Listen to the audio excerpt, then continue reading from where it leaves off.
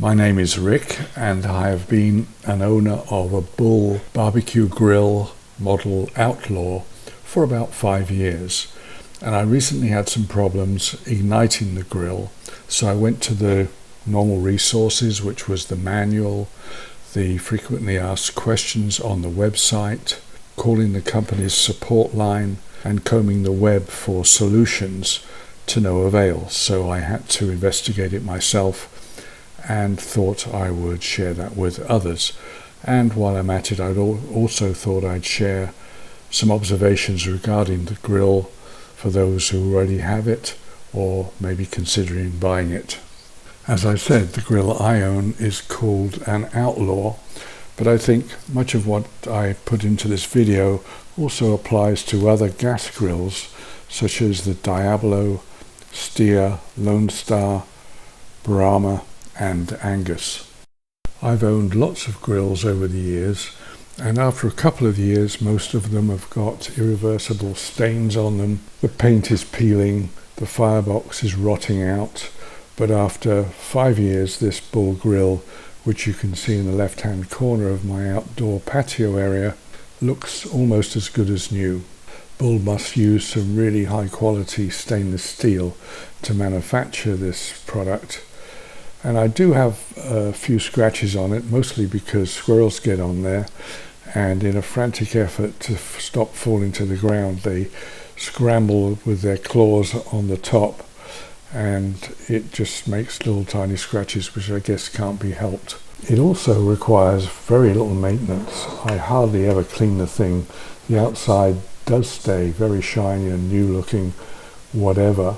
I think the rain does most of the cleaning for me. Certainly it gets dirty inside, and I've got to admit I'm not very good at cleaning that.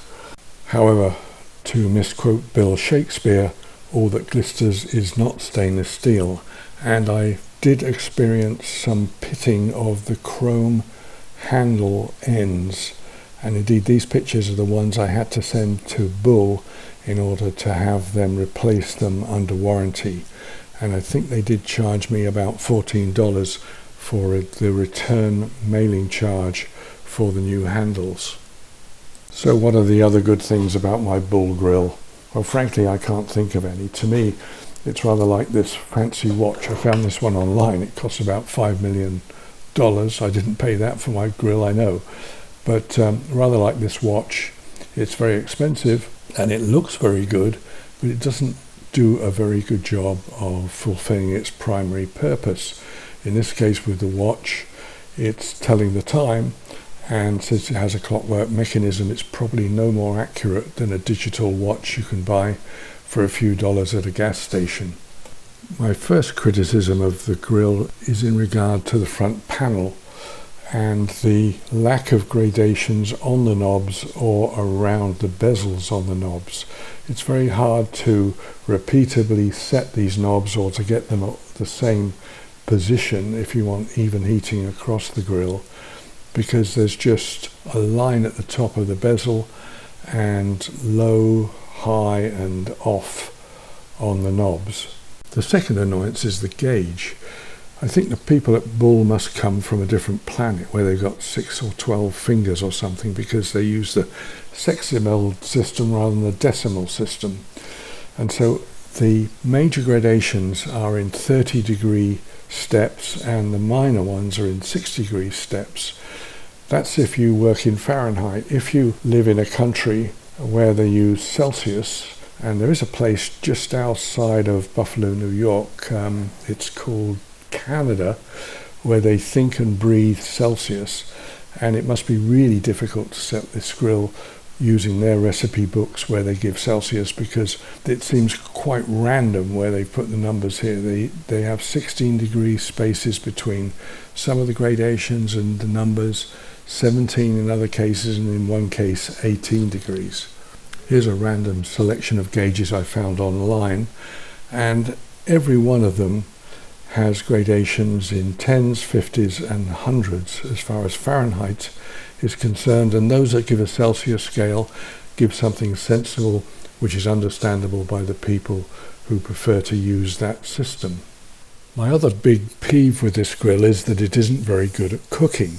I find it to be much cooler at the front than the back. If you've got a family that likes its steaks in different amounts of doneness, so you've got those who like maybe to have rare steaks and others that want well done, then it's pretty good. You can put the rare ones at the front and the well dones at the back. But if you want to get even cooking, it seems you have to keep moving the food around on the griddles in order to get even cooking. And now I'm coming to the whole point of this video, which is that I had a problem with my grill, namely that the ignition system would not light the burners, and so I looked for my manual, which I couldn't find after 5 years, and I went to the website to download a PDF and was annoyed that they can't even get that right.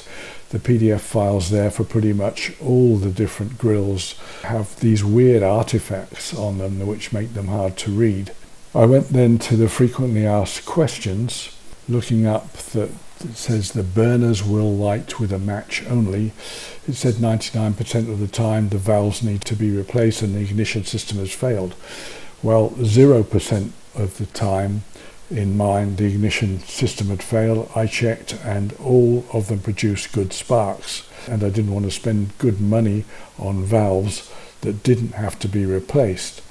So then I tried their telephone support, and although I found a very polite and nice lady on the other end, she was pretty unhelpful, only giving me the information that I could find for myself on the website.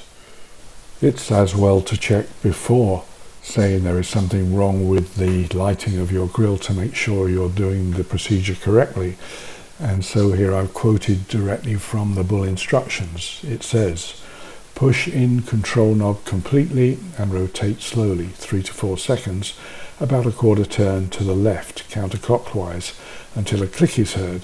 The 3 to 4 second duration should provide enough gas to light the burner. And I was doing that and not getting the ignition that I required. Here's a look at the burner and igniter assembly. The top left picture is a diagram of the back of the grill with the burners removed, and you can see some larger apertures there to the left on this picture, but on the right of the grill when looked at from the front, and to the right of those again in this picture, but to the left of them in the real world when you look at the front of the grill are some smaller apertures where the igniters poke out. In the bottom left picture is the same diagram really, but taken from the left and with the burner in place. On the right is a close-up of a burner jet and igniter assembly. That clamps onto the main gas manifold that provides gas to all the burners. You can see the main jet burner. It has a larger orifice than the ignition jet, and over the ignition jet is a tube which takes gas down to the end where there are some little slots and where the spark electrode fires to that tube, to that metal tube, and ignites the gas coming out of it, and that in turn ignites the gas coming out of the main burner jet. To test the igniters, you're going to have to put your head inside the grill.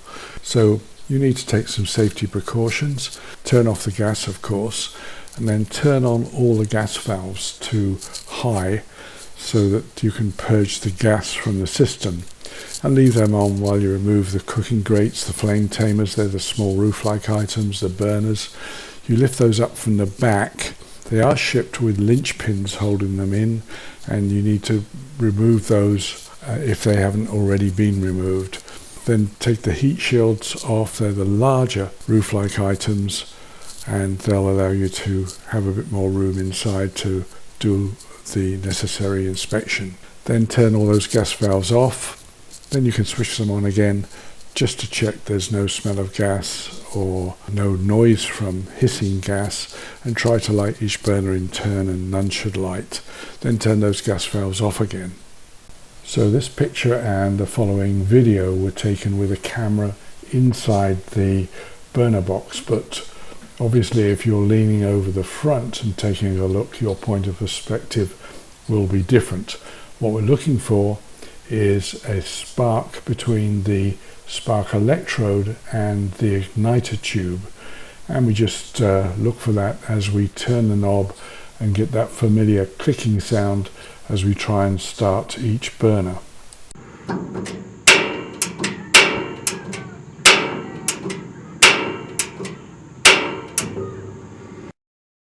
If and only if one of the igniters doesn't spark, you're going to have to prepare to change the valve. And in order to do that, you have to get the knobs off the respective valves. And they just pry off, but they're pretty tight. And what I used actually were paint can lid removal tools, which Home Depot seem to give you every time you go. And you'll need two, one on each side, to pry that knob off. You can find some other tool, I'm sure, that should do the same job, but this is what I used. Whether the igniter sparked or not, you're going to have to remove the front panel to rectify the problem of non-ignition, and to do that you're going to have to remove the flexible pipe feeding it, and you can remove it at one end or the other. And if you have an assistant, it's easiest to do at the front. If you don't, as I didn't, I had to do it at the back, just in front of the regulator where the gas comes in. And I always find gas nuts and bolts to be odd sizes, but what I found here was the smaller one on the regulator, which you just have to hold to stop the strain on the regulator, required an 11/16 open-ended across flats wrench, and you could use a 17mm I think instead, and a 3/4 inch or 19mm for the large nut that's actually on the flexible hose. Removing the front panel itself is pretty simple. There are just two Phillips head screws that hold it in at either end. Just be ready as you release them to take the weight of the front panel. If you already disconnected the flexible hose at the back of the grill, then just draw the front panel forward very gently so that hose comes out with it. If you didn't do that, then you have to do it at this stage. Have your assistant support the panel while you take open-end wrenches, support the manifold with a wrench on the hex at the end of that, and take the other wrench and undo the flexible hose there. If you're changing the valve because one of the igniters didn't actually spark, then this is the time to undo the screws that go through the front bezel into the front panel and the ones that clamp the valve to the manifold. If all your igniters were sparking but you were still not lighting the gas, then we're going to have to see what's causing that. And to do that, first unscrew the single screw that holds that igniter assembly to the rest of the valve. Be careful though, don't tug on that wire and break it or cause it to be otherwise compromised. Here's a picture of the valve showing the large burner jet on the right and the igniter jet with its smaller orifice on the left. Now I knew my main burner worked. I could light that using a stick lighter and it worked properly, so I had no reason to suspect that was blocked. But I did suspect that perhaps the igniter jet, which is much smaller, could have gotten blocked, and I thought I'd better clean that out. Both jets use the same size wrench to remove them, although they've got much different size holes in them. And I found a 6mm work very well and a 1/4 inch wrench not very well. So use the 6mm if you can, otherwise you can probably get away with a 1/4 inch with a little effort. Bull actually recommend cleaning the jets out in situ with a piece of wire, and I could see the point of that. If you did that, as far as I could see, you would be pushing any dirt back into the system and it may just blow out again and block once again. So I removed each of the igniter jets one by one and pushed a piece of wire through. You can see I did that on some kitchen paper and the wire came out absolutely clean. There was no sign of any blockage of the jet, and so I had to look for another reason why the igniters may not be working very well. Before I replaced the igniter jets, I did notice there seemed to be vestiges of some sealing compound around the first couple of threads below the hex, and I chose not to put any on when I replaced it. I didn't know why it was there for sure. I didn't think it fulfilled much of a purpose other than stopping them rattling out during shipping, and I was rather afraid that if I tried to put some on, I might make a mess and cause more problems than I solved. Then I found the true cause of the poor ignition, and that was blockage of the igniter tubes. It's well known that spiders like the smell of gas, and I found the debris of what I suspect were spiders, their webs and their egg sacs in those tubes. I couldn't be absolutely sure because I was using the grill, and so whatever was in there got really barbecued themselves. I used a small brush that I already had that came from, I think, a paint sprayer I had. But if you want to use a brush like this, you can buy them on Amazon. They're called tube or straw brushes, but I'm sure you can find other things that you could clean those out with too, or maybe use compressed air. Once I'd cleared out the igniter tubes of all the debris, I was confident that that would solve my igniter problem, and indeed the ignition of the burners was good afterwards. They say reassembly is the reverse of disassembly in all instructions, and that's the case here. But just remember that we're dealing with gas, so be sure that the gas union connectors are tightly and correctly done up, and avoid cross-threading by doing the first couple of turns by hand.